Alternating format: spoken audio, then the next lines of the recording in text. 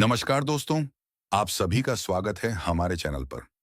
दोस्तों, हम सभी 1 जनवरी को नया साल मनाते हैं, लेकिन क्या आप जानते हैं कि सनातन धर्म में भी एक नया साल होता है, जिसे हम हिंदू नव वर्ष कहते हैं।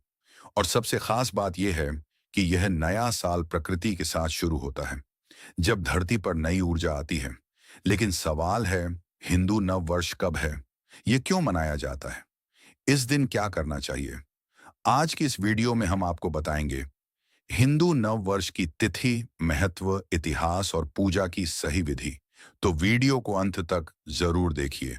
दोस्तों, हिंदू पंचांग के अनुसार नया साल चैत्र मास के शुक्ल पक्ष की प्रतिपदा तिथि से शुरू होता है। इसी दिन से चैत्र नवरात्रि भी शुरू होती है।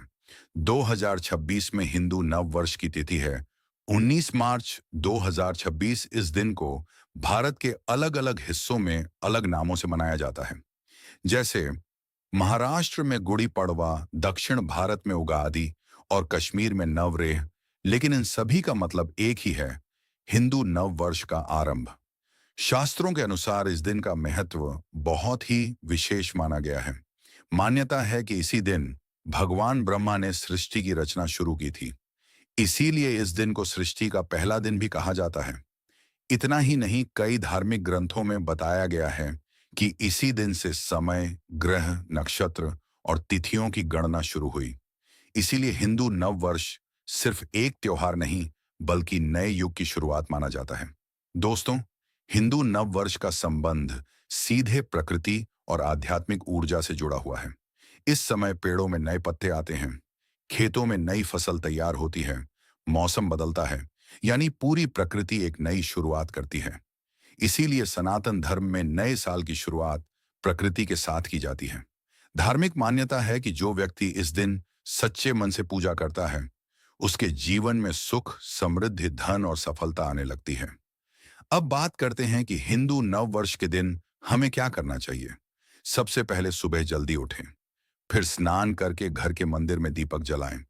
इसके बाद भगवान गणेश की पूजा करें, माता दुर्गा की पूजा करें और पूरे परिवार के साथ नए साल की शुरुआत करें।